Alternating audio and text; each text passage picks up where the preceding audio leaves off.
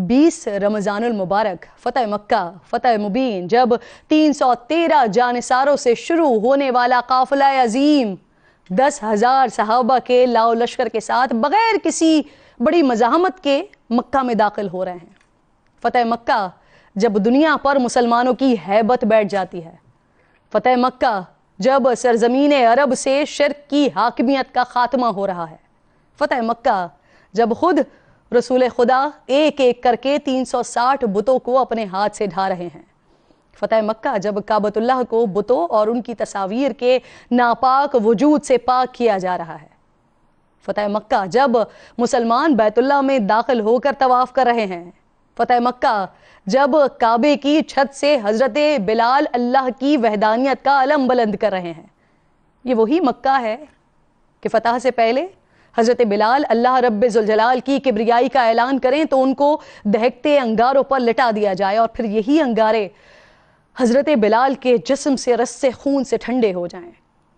یہ وہی مکہ ہے جہاں اسلام قبول کرنا ایک ناقابل معافی جرم ہو۔ یہ وہی مکہ ہے کہ جہاں اسلام کا اقرار کرنے پر حضرت یاسر اور ان کی زوجہ حضرت سمیہ کو بھرے مجمع میں شہید کر دیا جائے۔ یہ وہی مکہ ہے جہاں رحمت للعالمین کی سچائی کو جھٹلا دیا جائے، دوران عبادت آپ پر اونٹ کی گندی اوجڑی ڈالی جائے، جہاں شیب بن ابی طالب میں آپ صحابہ کی مختصر جماعت کے ساتھ محاصرے میں رہیں۔ آج وہی کفار مکہ ہتھیار ڈالے اپنی قسمت کے منتظر ہیں، اور رحمت للعالمین ہونے کا منظر دنیا دیکھ رہی ہے اور تاریخ میں لکھا جا رہا ہے۔ آپ پر کنکری مارنے والے، گندگی پھینکنے والے، برا بھلا کہنے والے کانپ رہے ہیں، چاروں طرف دوڑ رہے ہیں، امان مانگ رہے ہیں۔ آج زمین پر ان کے پاس چھپنے کی کوئی جگہ موجود نہیں ہے، خوف میں سارا عالم ڈوبا ہوا ہے۔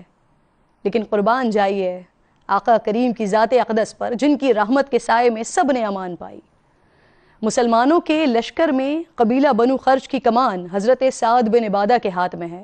وہ ابو سفیان کو دور سے دیکھ کر ہی پہچان لیتے ہیں اور زور سے اعلان کرتے ہیں کہ الیوم یوم الملحمہ، الیوم تسحت الکعبہ، آج خون کی ندیاں بہانے کا دن ہے، آج کعبے کو پاک کر دیا جائے گا۔ ابو سفیان یہ منظر دیکھ رہا ہے، پریشان ہے۔ محمد مصطفیٰ احمد مجتبیٰ کی خدمت میں حاضر ہوتا ہے، منظر بیان کرتا ہے، جس پر آپ صلی اللہ علیہ وآلہ وسلم ارشاد فرماتے ہیں کہ الیوم یوم البرہمہ والیوم یوم تعظیم فی الکعبہ، آج کا دن رحمت کا دن ہے، آج کا دن وہ دن ہے جس میں کعبے کی تعظیم کی جائے گی۔ پھر رحمت للعالمین اعلان کروا رہے ہیں کہ جس کو امان چاہیے وہ بیت اللہ میں آ جائے، جس کو امان چاہیے وہ ابو سفیان کے گھر میں داخل ہو جائے، جس کو امان چاہیے وہ اپنے گھر کے دروازوں کو بند کر لے۔